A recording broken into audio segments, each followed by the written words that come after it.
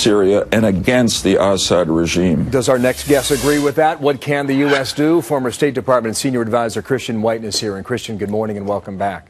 Good morning, Bill. What can we do? What should we do?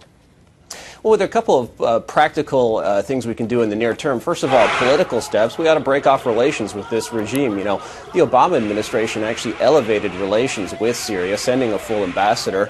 There's nothing left we have to talk about with this regime that's used this degree of violence against his own people. Break relations. That'll send a signal to the protesters when we're on their side. Practical steps, too.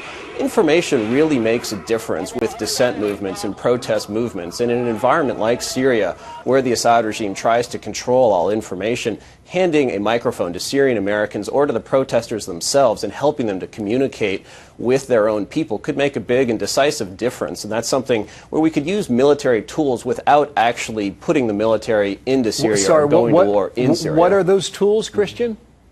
Well, for instance, there's something called Commando Solo. It's a C-130 that's bristling with antennas. You could put it off the Syrian coast. You could rotate them on. It's a flying radio, TV studio with internet capability, I believe.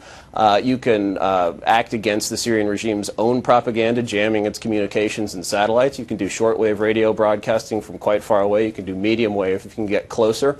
A number of steps you can take in the near and medium term to help out with communications. Maybe we're doing it privately and it's not for public consumption. Yeah, first of all, is that a possibility? It's possible. It's extremely unlikely. And this is a problem the U.S. government has. Then that goes to the next question, and that is, why would we not be doing that, Christian? Well, the Obama administration is sort of, politically wedded to its own rhetoric, where mythology of how the Bush administration acted. It thinks that the Bush administration never talked to Iran or Syria and thought it could come into office and talk these regimes out of their violent behavior. And so the last 2 years have been spent basically doing regime embrace with the Assad regime, even though it supports Hamas and Hezbollah. It killed a great number of Americans by supporting the insurgency in Iraq, and it needs to break away from that and side, frankly, with the Syrian people and their desire to liberate themselves. So you agree regime. with what Senator Lieberman just said, that Syria is an enemy of the United States and it should be treated as such? I think so, and getting rid of this regime, not by involving ourselves directly in the fighting, but by supporting those who want freedom in Syria, would make the region a lot safer for the United States. A couple questions here about Syria. Why is the Syrian army following orders? We're back in Egypt. The Egyptian army refused to fire on its own people or take action or even move against them. The nature of the situation in Syria just has a lot more of a brutal regime. Hosni Mubarak was no Boy Scout, but sort of like the difference in the Cold War between non-communist repressive regimes and communist regimes, the non-communist ones actually had the potential to evolve and the communist ones did not. They had to be replaced in order to achieve freedom. Similarly here, regimes like Syria and Iran, it's really impossible to see how they evolve gradually to a situation where they're responsive to the needs of their people, where they act in a civilized way.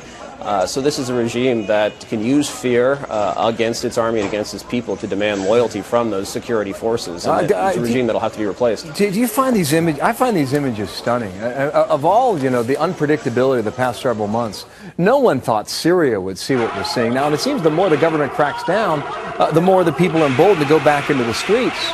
And when you compare Syria to what's happening in Libya, Libya seems easy compared to Syria. You have strong ties to Iran and Syria, and you've got the history between the Syrians and the Israelis. Fair point? Yeah, so there's a political dimension. There are reports that Israel, even though it despises Assad and has essentially been at war at times with this regime, that it nonetheless prefers the devil it knows to something else. It's this, continual fear that people have that this change in the Middle East can empower Islamists who might actually be worse than what you have. But frankly, I think that's unlikely. And if you look at the protesters and what they're asking for, certainly for the interests of the United States, we should prefer for them to prevail against the Assad government and topple the Assad government. Christian Whiton, former State Department, with us today. Thank you, Christian. Thank you, Bill. Who knows what